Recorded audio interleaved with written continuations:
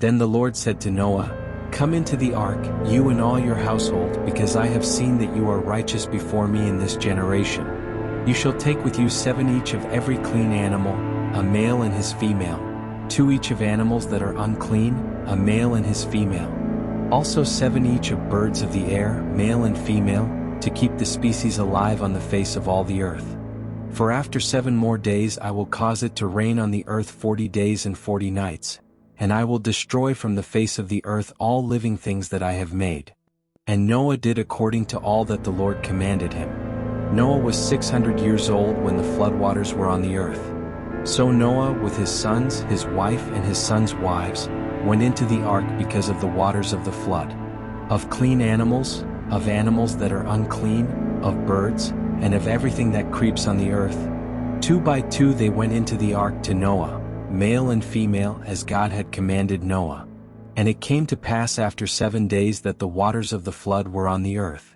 In the 600th year of Noah's life, in the 2nd month, the 17th day of the month, on that day all the fountains of the great deep were broken up, and the windows of heaven were opened.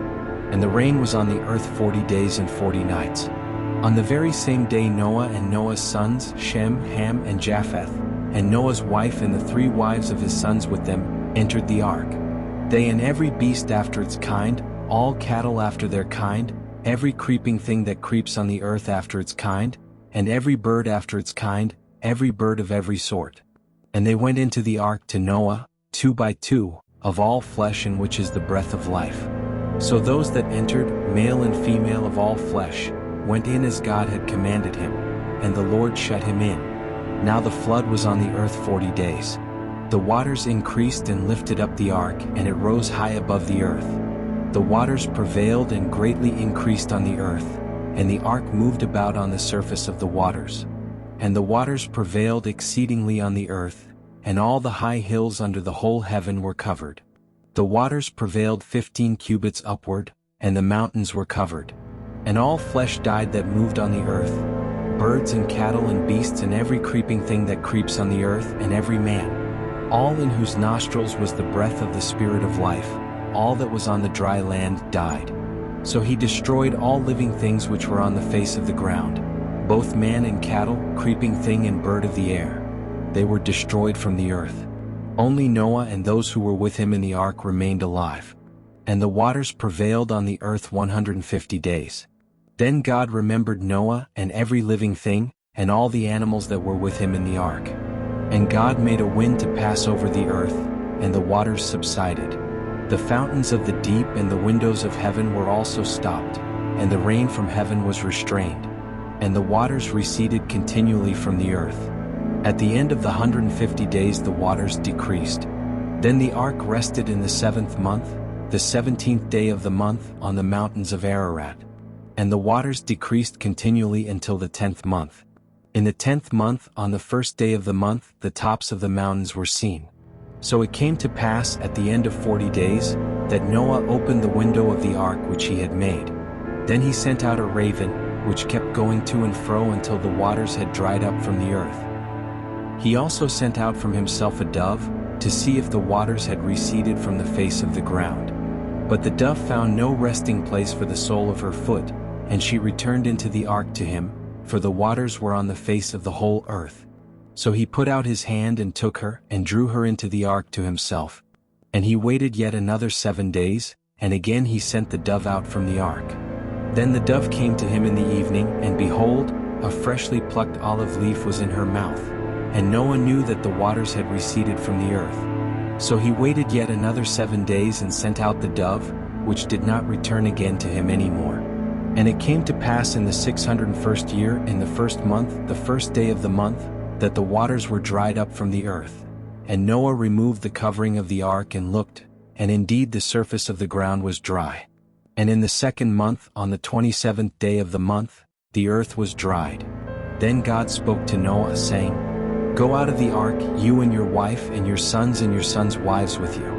Bring out with you every living thing of all flesh that is with you, birds and cattle and every creeping thing that creeps on the earth, so that they may abound on the earth, and be fruitful and multiply on the earth."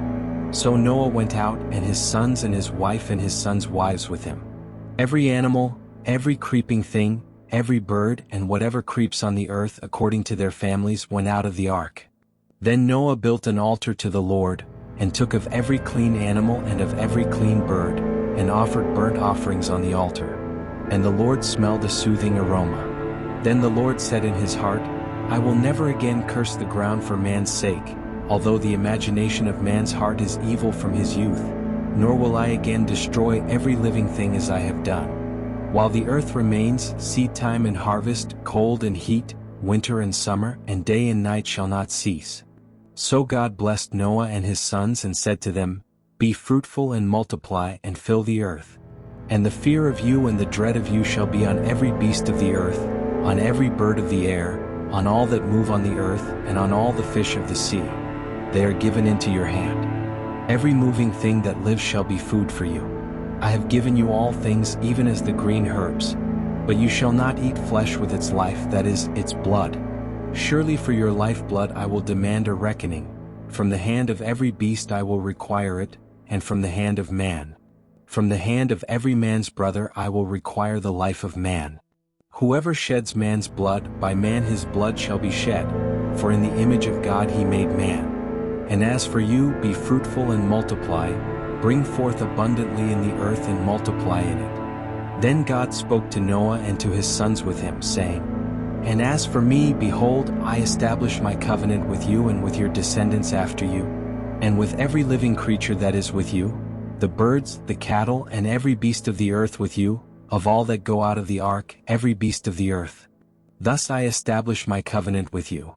Never again shall all flesh be cut off by the waters of the flood. Never again shall there be a flood to destroy the earth.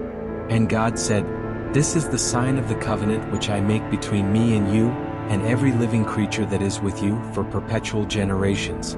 I set my rainbow in the cloud, and it shall be for the sign of the covenant between me and the earth. It shall be, when I bring a cloud over the earth, that the rainbow shall be seen in the cloud.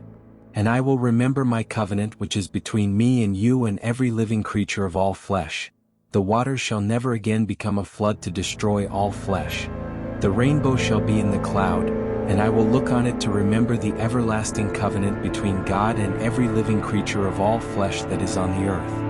And God said to Noah, This is the sign of the covenant which I have established between me and all flesh that is on the earth. Now the sons of Noah who went out of the ark were Shem, Ham, and Japheth. And Ham was the father of Canaan.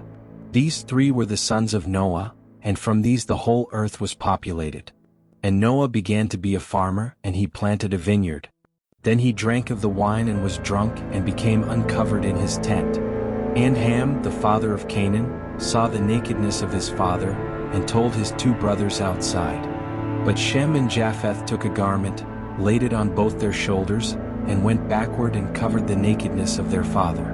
Their faces were turned away, and they did not see their father's nakedness. So Noah awoke from his wine, and knew what his younger son had done to him.